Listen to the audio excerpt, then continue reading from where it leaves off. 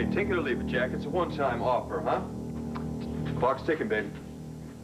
Look, Jack, you said if I sell the Mountain Sunset Inn, you want to be the first to know. Well, listen, I'm selling it. You're the first to know, but I got other potential buyers, all right? And ski season's on us.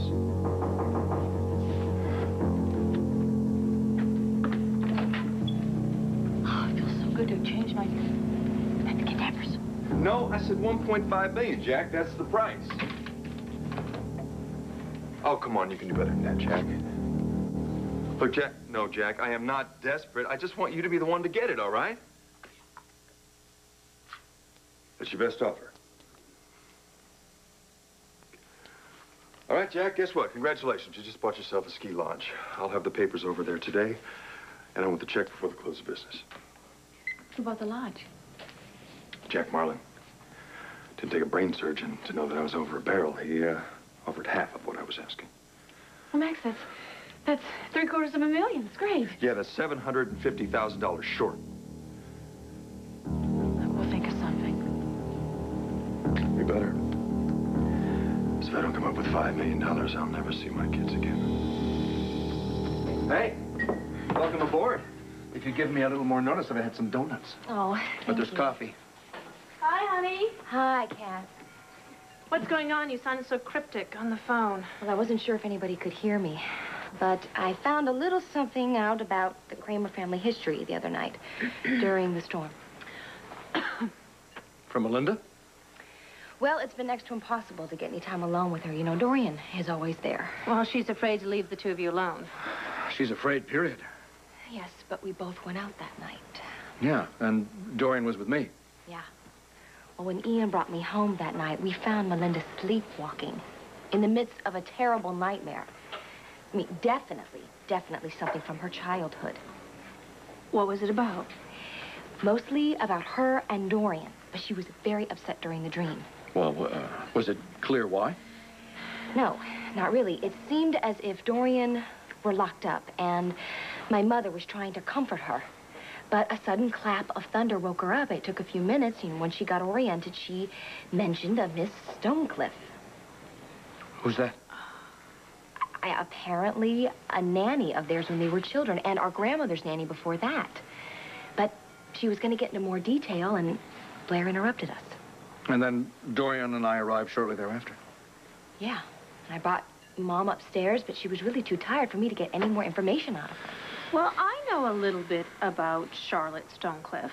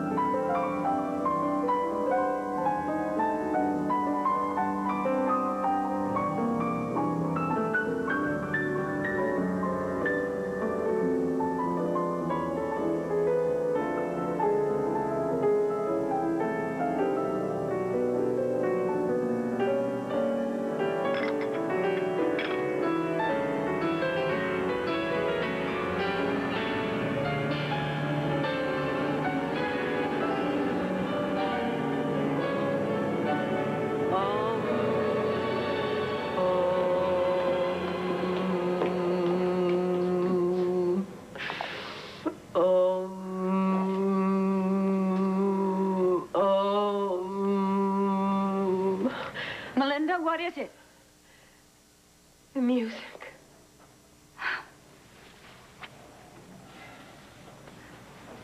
What music?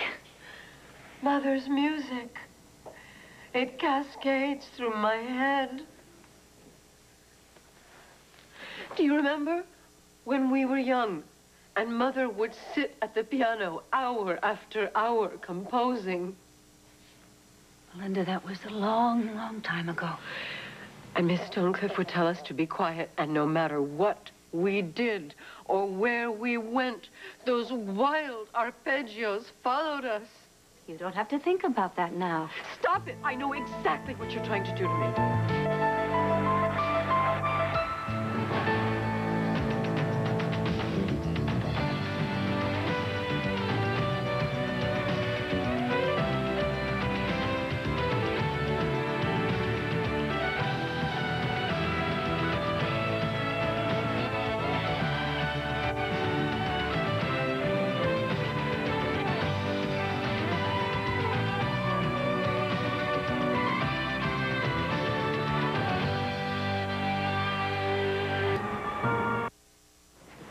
I want to think about Mother and the piano and Miss Stonecliffe and all of it.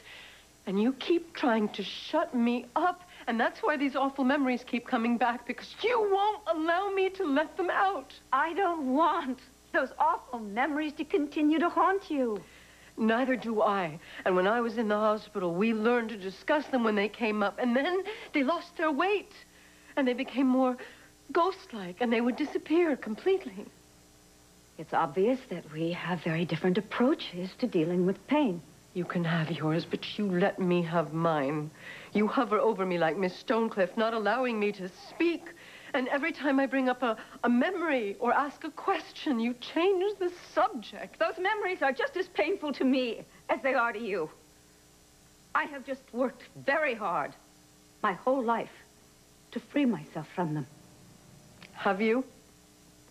I have so many questions, Dorian. What happened in the hospital after my riding accident? Why did Mother and Father choose then to go on vacation? Why didn't they wait until I was discharged?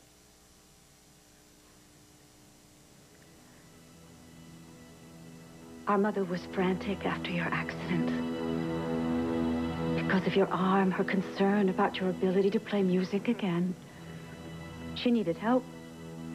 Papa had to take care of her. And Miss Stonecliffe was there. But I was in the hospital. You were past danger. Did we ever come first? Was it always about taking care of Mother? Our mother was an extraordinary woman. Deeply gifted. Therefore, very emotional and demanding.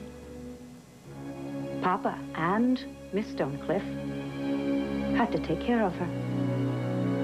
Would you have gone if it were Cassie? I don't know why they did what they did, okay? I, too, was just a child myself. Miss Stonecliffe was with the family a very long time. She was our grandmother Sonia's nanny, and then she became her guardian. So, Sonia was your grandmother? Yes, and she was a musical prodigy. And Miss Stonecliffe, as her guardian, seems to have managed her early musical career. So your mother got her gift from your grandmother? Exactly. And when our grandmother married our grandfather, Miss Stonecliffe was part of the package. And then when Addie and my mother and Melinda were born, she became their nanny. I mean, any idea what she was like? No, not really.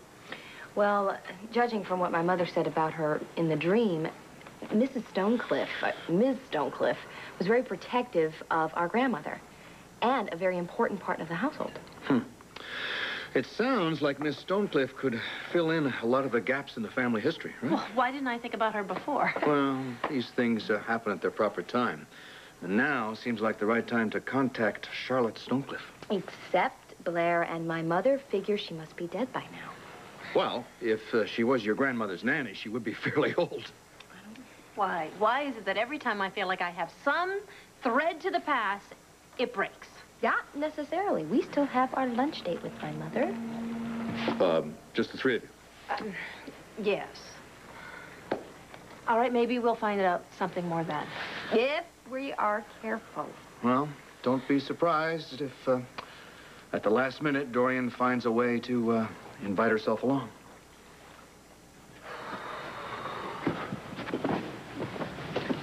Oh, Max, I picked up your newspaper for you.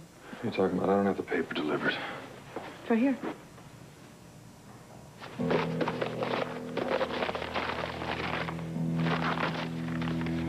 Be smart. The lives of your kids depend on it. No police. Bastards are out there. Max! They are long gone by now. Look, I sold and mortgaged everything I own. Where am I going to get another $750,000? From me. Todd left you nothing. I'll borrow against it for Melodor. Look, I appreciate your generosity, but just forget about it, okay? Just forget about it. Would you just drop this macho act, please? Look, that is not the issue here. I know what it's like to lose a child. I know. And Max, I know that you'll pay me back. That's not the point. The point is that you would have to involve Dorian. She'd ask questions, and rightfully so. And I can't afford that. She might go to the police. I can't risk it. I will make sure that she doesn't. Oh, once she sets her mind to something, you can't stop her. What other choice do you have, Max? I don't know. I don't know, but I'll get it. I don't care if I have to rob a bank or sell my soul. I will get my kids back, or I will die trying. You know, I'm late. I have a date. I have a date with Ian to christen his yacht. Guess your plan's in action, huh? But I can stay if you need me to stay. No. Don't want to give him any reason to ask questions. All I have to do is just make up a story. No. You go. I don't want to arouse suspicions. You sure? Yeah. Since Renee's going to be here any time for the... Give me the money for Serenity Springs. Max, would you just tell Renee the truth? I mean, you know that she would give you the money even if she had to borrow against the palace. I can't do that. I can't take that kind of chance. I'll find some way to get the $750,000. Well, if anybody can do it, you can. Oh, God.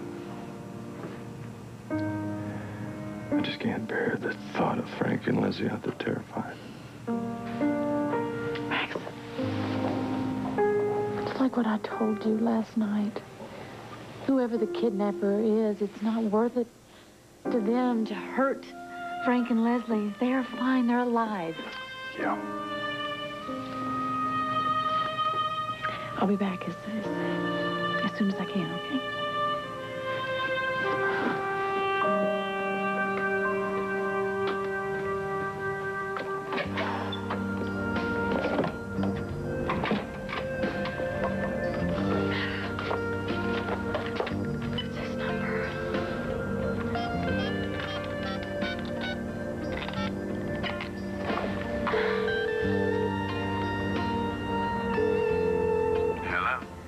Hi, Ian. It's Blair. Hey, you're not going to cancel, are you?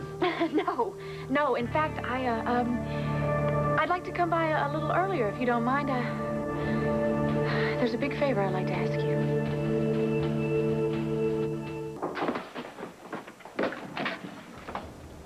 Oh.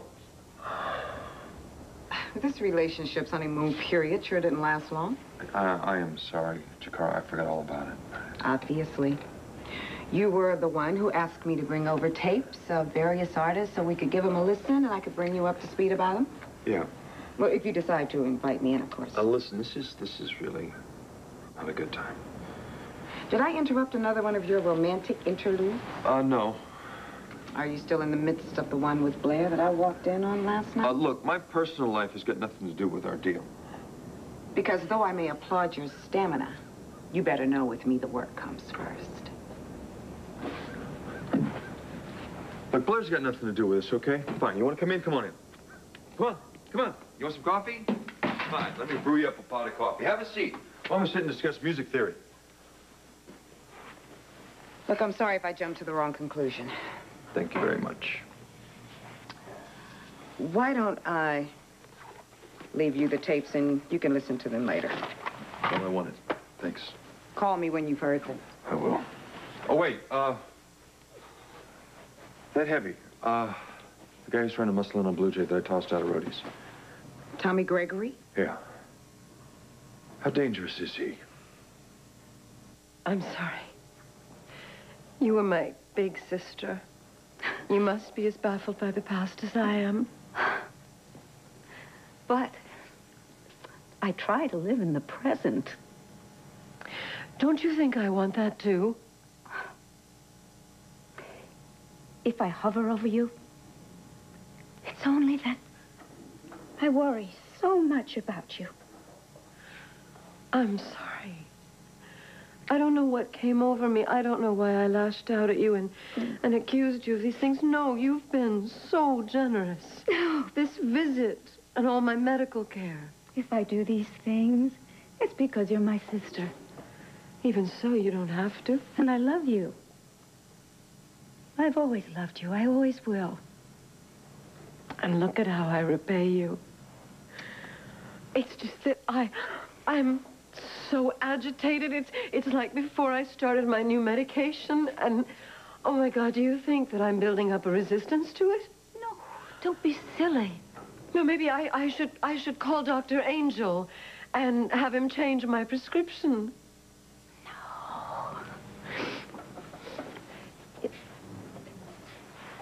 This is all very new to you. New places, new people. It's been a long time since you've seen any of us. It's an awful lot for anyone to have to assimilate.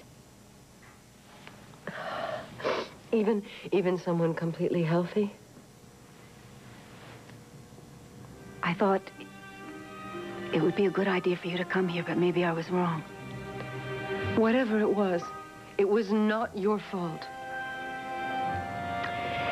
I know that we agreed that you would have lunch alone with Cassie and Kelly, but in this light, maybe I should go with you.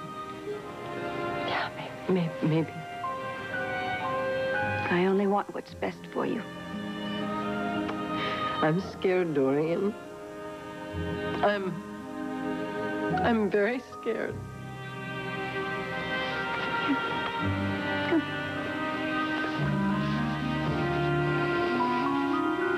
I'll protect you, Melinda. I've always protected you, and I will protect you for the rest of your life. Thank you. As long as the conversation logically moves to Miss Stonecliffe, that's fine. Thanks. My mother's already on the edge, Cassie. I understand. I will not push Melinda the way I pushed Addie. It is so wonderful to be finally reunited with my mother after all these years. I don't want to jeopardize that. I promise.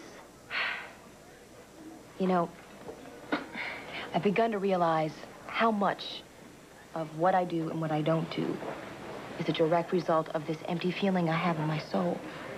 If I don't know where I come from, how am I going to find out who I am? Look, you know, I know you don't even have any idea of what I'm talking about because you have always been so centered. Kelly, are you kidding me? Why do you think I am so obsessed with my mother's past? Because it is my past, too, and I don't have any connection to it.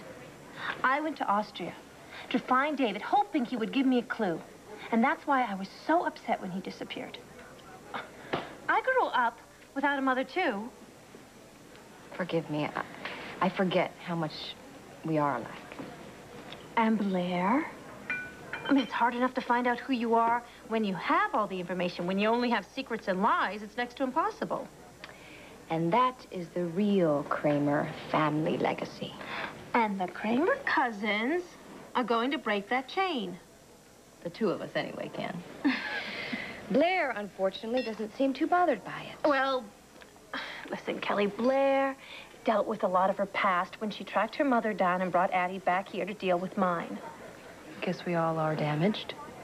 And besides, Blair probably didn't want to stir things up because she already has more than enough to handle. I've always wanted to do that. You see the expressions of those guys on the dock. Well, when you christen a yacht, you certainly do it first class. This was a very expensive bottle of champagne. Well, it's a pretty expensive ship. You might want to put the bottle down now, unless you're expecting a brawl.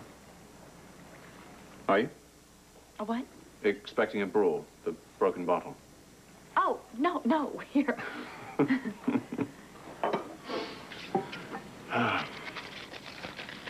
seem very distracted today. Oh, please, I'm just overwhelmed. Are you sure you're not offended that I called her the fortune hunter after you? No, I'm Okay. I'm honored. She's quite something. Well, you both are.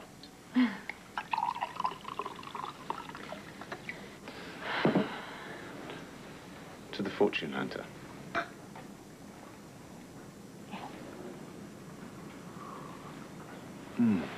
I'm really, it means a lot to me. You know, our honesty that we share. Mm-hmm. So what was this favor that you wanted to ask me? Oh, well, in the spirit of honest friendship, Mm-hmm. I want you to lend me $750,000.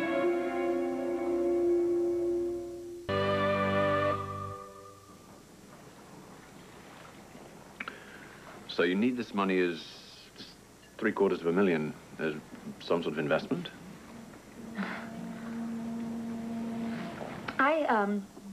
I could lie to you and tell you that I needed it for an ad campaign for Melodor. But in the spirit of honesty,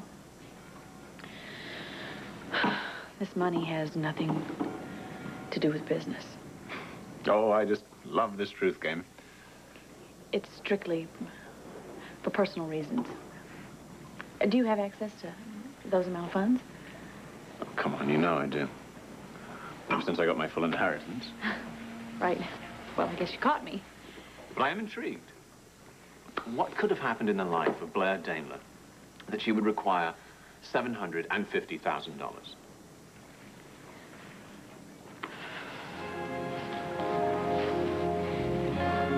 I can't tell you, Ian.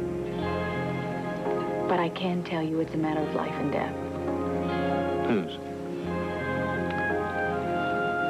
This would be an act of faith on your part, but I can tell you if Maggie were here and she knew that what I needed this money for, she would beg you to give it to me.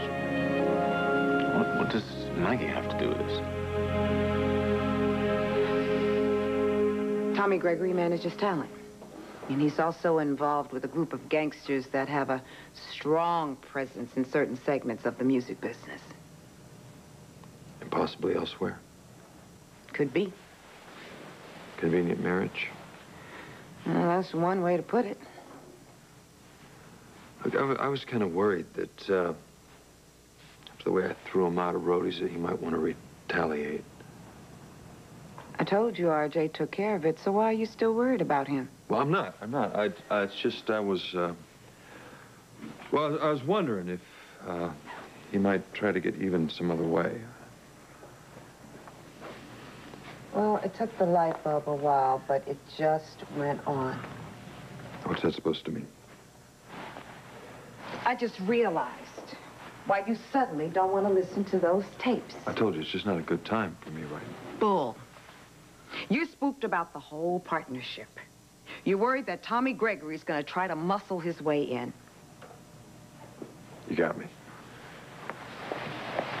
If this partnership happens, and that if has just gotten a lot bigger, there'll be a whole mess of difficulties besides Tommy Gregory to deal with. I know.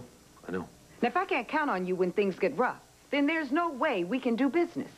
And if you think that's a bluff, ask RJ. No, you know what? I don't need to. I trust you on this one. Got that right. Listen, it was just a glitch, okay? Just a momentary hiccup. I'm okay now. Everything's fine. Good. You want to answer that? Oh, yeah, I'm going to get that. But listen, I will listen to those tapes. When? As soon as I can. And I will call you. We'll get together, discuss them, and we will make arrangements to meet with the artist. Don't wait too long.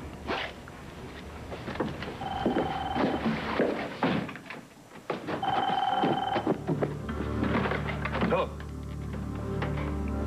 Oh, Renee. Renee. Where are you? I've been waiting for you. You're supposed to be here by now. No, everything's fine. Everything's just fine. No, Renee. It's okay.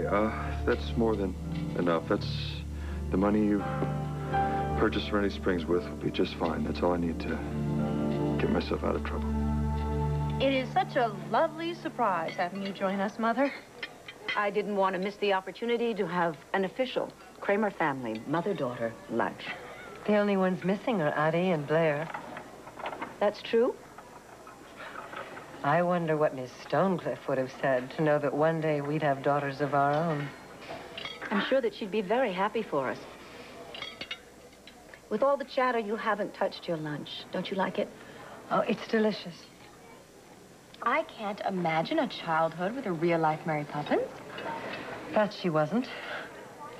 Didn't you like Miss Stonecliffe? Sometimes I did, and sometimes I didn't. I often felt as though her job were just to keep us quiet so that Mother could play the piano in peace, no matter what. Miss Stonecliffe was not just a nanny. She was a very valued member of the family, in a sense. She managed Mother's business and personal affairs, as well as the house and us. And she could answer any question. She was also very knowledgeable about music. She would listen to me play, and she would know exactly when I'd been off in rhythm or tempo, and she could pick a single wrong note out of the cadenza of Rachmaninoff's third piano concerto. She had quite an ear. Whatever happened to her? I don't know. My goodness, if she was still alive, she would be in her 80s by now. Well, many people live longer than that. Yes, and unfortunately, many don't. It's Vicky. I haven't seen her in so long. Vicky. Melinda. Melinda, my goodness. Well, I'd heard you were in town. Hi, Cassie, Catley. Oh, hello, Dorian. Hello, Vicky. Are you meeting someone? No, I'm just going to have some lunch. Oh, well, then you must join us. Could you bring another place setting and another chair, and we'll just scrunch around? Of course. No, that won't be necessary, please. You can have mine. I have some people to go see, and I have to leave. Thank you very much. Cassie, do me a favor. Yes. Say hi to Kevin for me, please. I will. And tell him he doesn't have to see me just in the office. Oh, absolutely. Melinda, I'll see you later. Okay. And you too. And Mother, thank you for lunch. Of course, sweetheart. Anytime. So, are you really off to see Kevin? Mother, I have all sorts of errands to do. Bye-bye. Bye. I am so glad you're here. Oh, thank you. I was very sorry to hear about Cassie's divorce. I worry about how it might affect River. Oh, well, my son Kevin is quite determined to, help Cassie continue to be the excellent mother she has always been, no matter what. You raised him well. I hope so. And that brings us to your other son, Joey. Mother, you don't have to do that. Melinda, it would really be quite inappropriate. No, I won't be silenced. I mean, there are things that have to come out. Some secrets, they grow and grow. I am very concerned about Kelly's relationship with Joey. He hurt her terribly. And she, in turn, hurt her cousin Blair, and I'm afraid that he will hurt her again. There's really only so much you can do to protect your children. I don't believe that. But Kelly is a perfectly competent, responsible adult, and she's able to make her own decisions, Melinda. And I will do anything to protect her. Mother, you don't have to. Well, I wanted to desperately in the past, but I couldn't. But I can now, and I will. I have years of neglect to make up for. Melinda, we don't need to talk about this now. There you go again, Dorian. Why are you constantly trying to shut me up?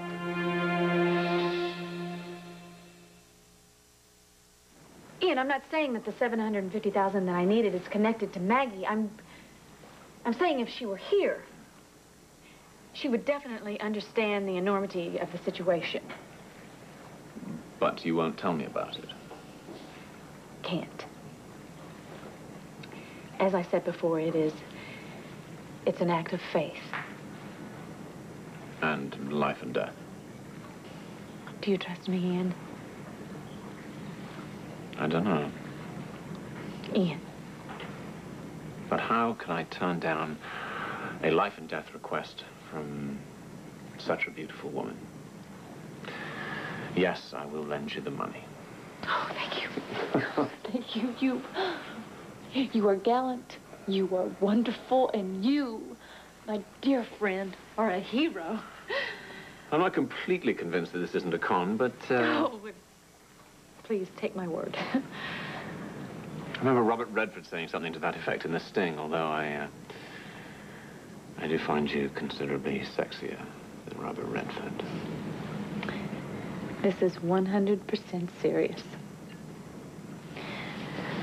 Besides the fact, if and when I decide to con you, it would be for a hell of a lot more than $750,000. Well, I will look forward to that. Good. Melinda, I don't want to silence you. Yes, you do. You always do. You always have. I just don't feel that this is the time or the place to discuss Kelly's relationship with Joe, E. Or her lack of one. I can discuss anything I want. Yes, of course you can. However, if I were Kelly, I would be deeply embarrassed by this. Oh, sweetie, I don't mean to embarrass you. I want to protect you. I don't want you to be hurt again. Mother, it's all right. I'm not embarrassed. You positive? Absolutely. This is another one of your games. You are trying to wedge yourself between Kelly and me. After all these years, I finally have my daughter back, and you are trying to destroy that. Melinda. It's one thing to try to shut me up about the past, but I will not have you ruin my present or my future. That is most certainly not my intention. Oh, yes, it is. And you are always trying to shut me up, but I will not stand for it anymore. I have tried and tried to bring up questions about our parents, but you refuse to deal with it. You refuse to deal with anything.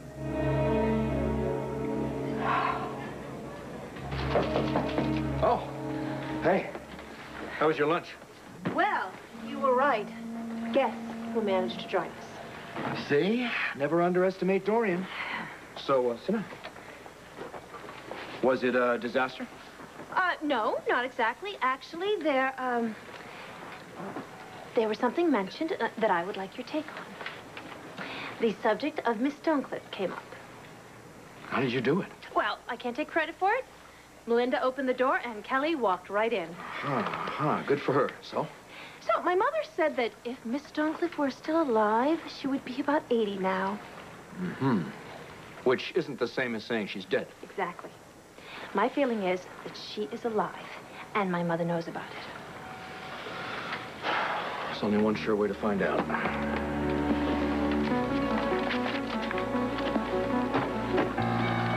Ohio.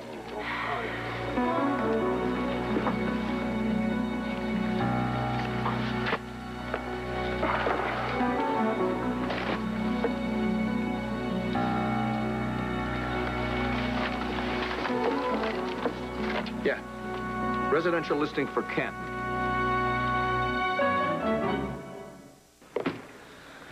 Canton information lists say C. Stonecliffe. But it might not be Charlotte. Yeah, that's true. Or she may have died, and they haven't removed the listing yet. There's only one sure way to find out.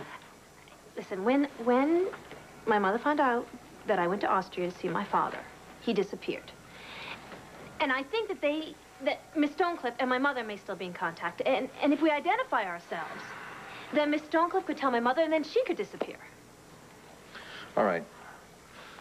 Let's go about it a different way.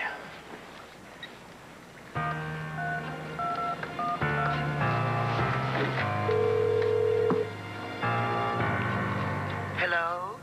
Oh, hello. Carol Stonecliffe, please. No, this is Charlotte Stonecliffe. Oh, I'm sorry, Charlotte. I must have been given the wrong number. Thank you. She's alive. Okay, so now there's got to be a way that we can go see her without my mother finding out. And we'll have to find that way, won't we? Mother, why don't we go home? Can lie down, take a nap. What do you say? A rest might be good. Yes, you'll feel better, I promise. I don't know what's come over me. Look, you haven't been out of the house since you arrived. Lots of people you haven't seen. I think we've done too much too soon. It feels like something else. Oh, my God. I've ruined your beautiful lunch. I know what this meant to you. I've spoiled it. Listen to me. You are what's important to me. I don't know why my emotions are so erratic.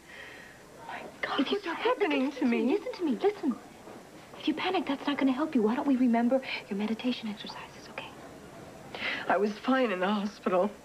I was steady. I was calm. Melinda, come on. We all have good days and the occasional bad day. I know this will pass. It's like the medication isn't working. Nonsense. I know what I feel. What I feel is that Kelly is right. And you would be much better off if you went back to the house. You're right. Okay, yeah. Here we go. Come on. I'm so sorry. It's been years since I've seen you, and I'd hoped that we could catch up. But I don't know what's come over me. Melinda, we will catch up, okay? Another day. Do you promise? Absolutely. We'll have a nice, quiet lunch. Oh, I look forward to that. Okay. It was very nice to see you. Goodbye, Vicky. Dorian, can I talk to you for a minute, please? They need my help. Just a second. Has she been this out of control since she got here? Thank you very much for your concern. She has been better, and she's been worse. And what do the doctors say? The doctors said that she was well enough to come here. And you haven't talked to them since? I don't see that this is any of your business. Well, all right, technically, no. It's not my business. But she was a friend of mine, and her behavior is very alarming. A friend? Have you so much as sent her a card since she went away? Oh, Dorian. She should see a doctor at Lambview Hospital. You're the expert on mental health. Well, I can certainly recommend somebody. Of course. You've seen every shrink in this town. Oh, for heaven's sakes. Why are you being so ridiculous? Your sister needs help. I will take care of my sister. She doesn't run around burning down houses. She will be fine.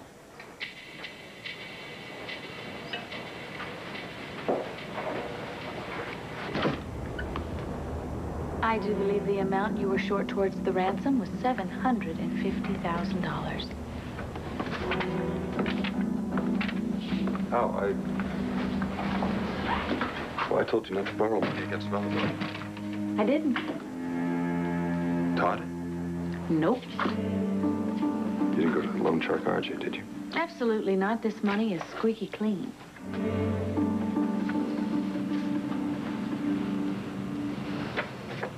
Thank you. Thank you. Thank you. Oh, I don't care where it came from. Good. Because it came from Ian.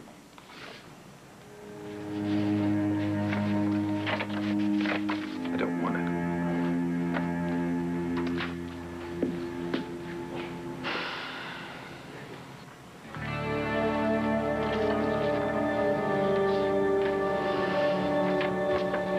You now have the $5 million that you need.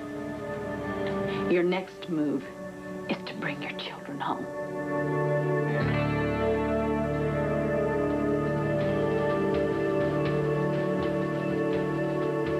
Stay tuned for scenes from the next One Life to